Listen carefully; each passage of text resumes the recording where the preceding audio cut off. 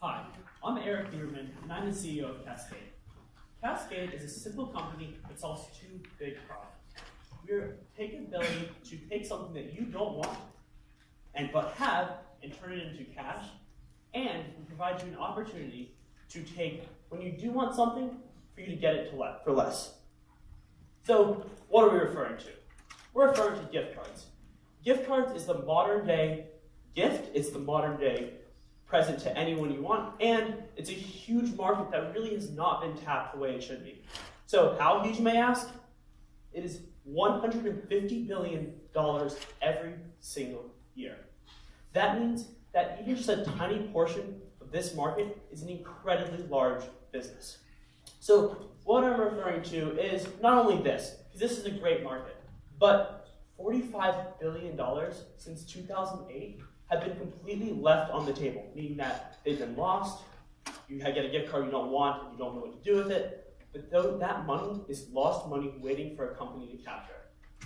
So, what are the problems? The problems are, first of all, you lose your card. I misplace everything, I'm sure many of you do too, but that means you lose the card and that money is just instantly vanished. Second, you leave it behind. Once again, do you really want to keep 40 gift cards in your wallet at all times that you have to have at a store, and then you don't know when you're going? So that you leave them behind, you don't have them when you actually need them. And third, not everybody knows you. Not everybody knows what stores you really want. So they'll give you a gift card, which is a great gesture, but often that money is completely useless to you, meaning that gift, same as nothing. So where do we fit in? We are the world's first social media-oriented gift card brokerage. Meaning, when someone comes to us, they have a gift card, we post it on our website or our Instagram social media, we have connected to a seller, and then through that transactions we take off on the back end. But there is competition. We're not first to market, unfortunately. But right now, the competition is vulnerable. They're hard to use, they're not streamlined, and they really don't handle the right audience that we can really hit. So here's a graph of where we compare to our competition. So although other people may have more features, we are easier to get to. So a great analogy for us is Word. So word processing. Word was earlier than Google Docs. It has more features than Google Docs, but still, Google Docs is able to take a huge portion of that business, a really multi-billion-dollar business. So how they're able to do it? They're able to do it by being easier and connecting to your already online presence through their Google profiles.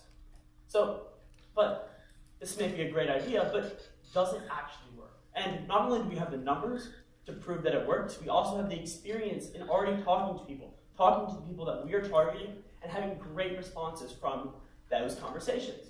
So what we did to really test out this idea is we set up, as Richard likes to call it, a smoothie run in our cafeteria at school, where we set up for 1 week during lunch. We had everyone we tried to do, but our school's small, so 270 kids. We had people were able to buy, they were able to sell, and they were able to trade their gift cards for other gift cards we had. But we got great numbers. We got about 100 gift cards moved. We got $1,400 in transactions just during that 30-minute lunch period for 1 week. But although we got great numbers and got great responses of, I wish you had you then. I wish I had you 3 weeks ago because I don't know what happened to that gift card, and well, it's gone now. Or I really wish that I could get a gift card for cheaper because that's free money. If you're going to spend the money anyway, you might as well buy a gift card that you get an initial percentage off your final purchase that you can use for later. But we also learned a lot about what doesn't work in this process. So, for instance, trading. Trading is slow.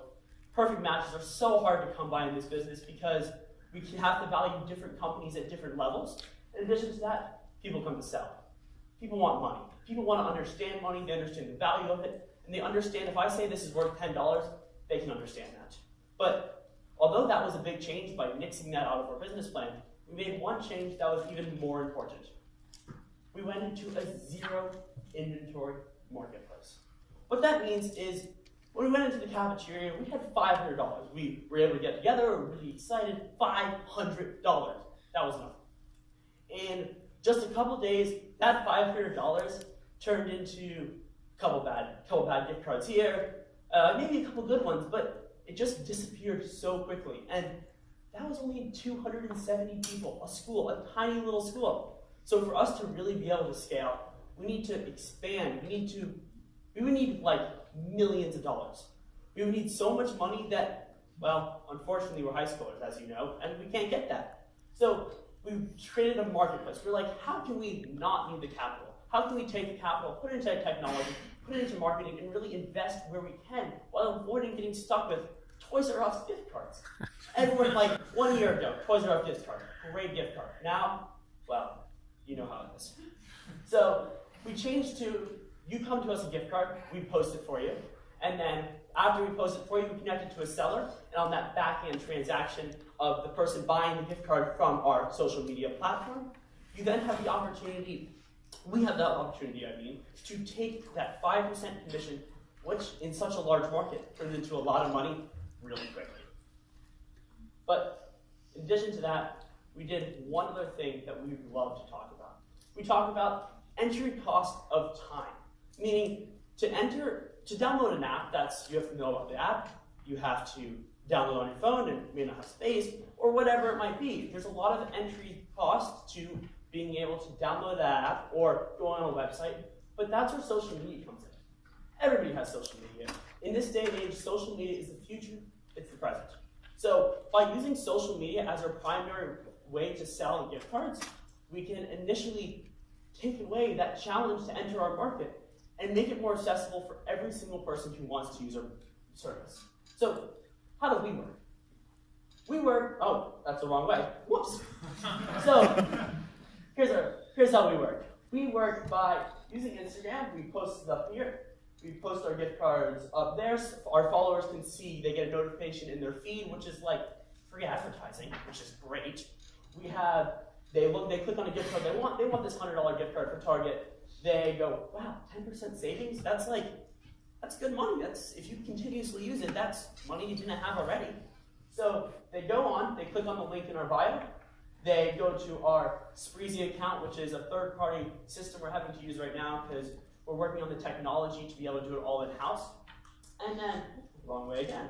And then they're able to check out, buy the thing, it goes directly to their cart, then we send them the gift card, and they have everything they need to be able to take advantage of that discount. So, although this is great right now, what we're really looking at is not that 5% now, but that 5% in the future. And our company is really based on the success of the network effect. The network effect meaning the more we grow, the more useful we are to our customers, meaning our service is more valuable, we have more gift cards, so gift cards are being posted faster, they're being bought faster, and if you want a Target gift card, it's there because we have so many posts. So that's our future. So as we continue to expand, we expect exponential growth. We expect growth that continues to increase as time goes on. We expect users to love what they have as we have more users, meaning we can start charging more. And that's when we want to start making the real money. But where are we at now? Where we're at now is we have about $2,200 in transactions to date. Since we switched to this new business model, we have increased our social media following by 400%, and we have about 400 visits to our Instagram page every single day. And those are good numbers, but long-term. Remember, long-term, that's what this business is all about. So what's next? What's next is we want to have an app. We want to integrate the app directly with their social media platform in a way that's easy to do, in a way that makes our social media more valuable to you. In addition to that, social media is great because when you're on one, it's so easy to be on all of them. Meaning we can switch soon, we can be on Snapchat, Facebook, and Twitter, which are really right around the corner. And finally, right now, our biggest problem is that transactions, using third-party transactions, costs a lot of money. So once we have the technology, which we'll be able to build through this investment, we'll be able to do all transactions in-house, taking away of that cost of using third-party transactions. So here's the team. It's not just me. I'm the CEO. We have Ari Slomka, the COO, Josh Anderson, the Director of Marketing, and Jacob Botnick, the Chief Technological Officer. But before I finish, I do want to thank a few people. First of all, I want to thank Richard and Founders Bootcamp for providing this awesome opportunity to really explore our entrepreneurial passions. Next, I want to thank Jeff, our mentor, for his invaluable advice through this entire process. And finally, I want to give a special shout out to Chris Chapman. Chris Chapman is our teacher and mentor who has been out in the field, who went to Georgia Tech, has an engineering degree, a design degree, but decided to come back to teaching, to show us how to grow and how to strive in the real world, out after we're past school. So I want to give a special shout out to him.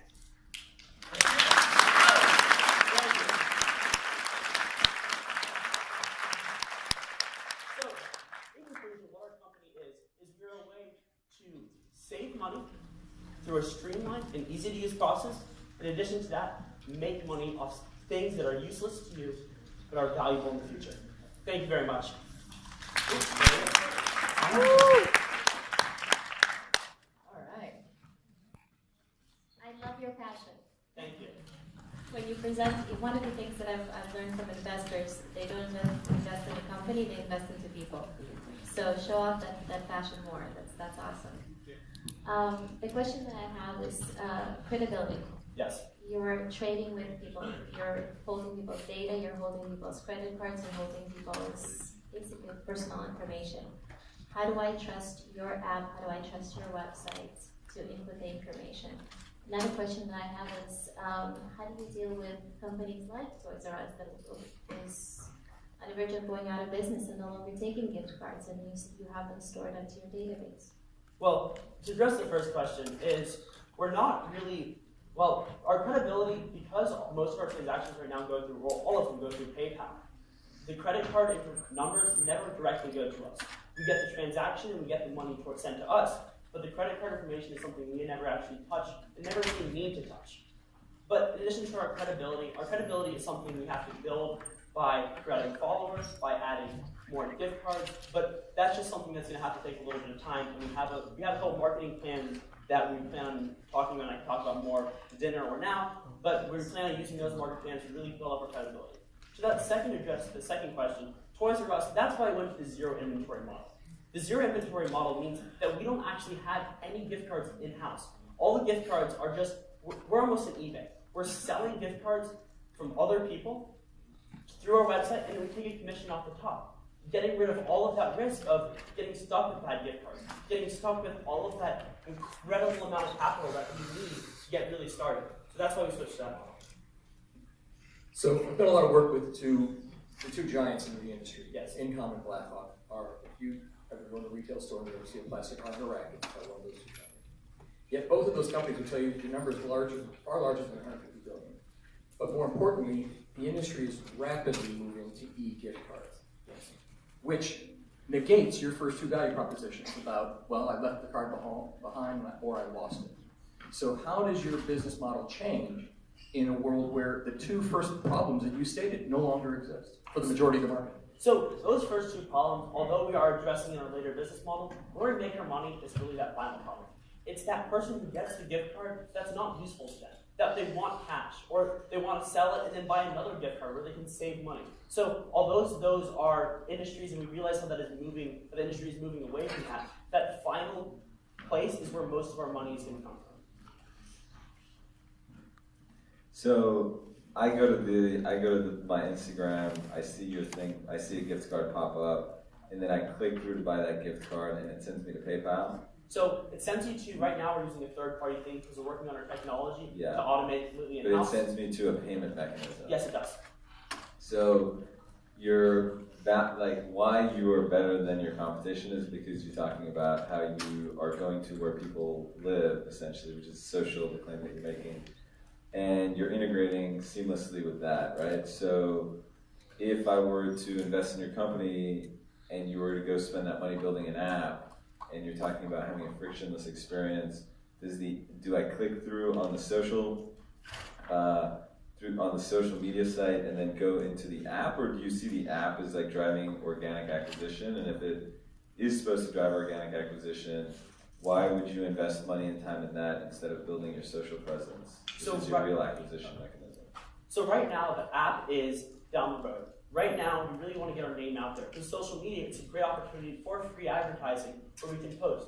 But That means because we don't have inventory, all of our money can go to developing our follower base and automating our technology. So although the app is something, or features we have thought of and we think can be very beneficial in the future, that is really down the road after we have our first model really hammered out and very successful. And how do you plan to drive that kind of growth on social media? So we have a couple ways. First of all, we want to connect influencers. We want to connect to people that have a lot of followers and have a presence. And that is something we plan on doing very soon. In addition to some of that can be very expensive. So, as you know, we'll be able to use that money in advertising and getting those partnerships where people can really push our product. Because people with social media, they like to see what people are posting. So if we can get big people, big giants on social media to post about us, that's going to significantly increase our following. All right, I think we're good. Thank you guys so much. Thank you.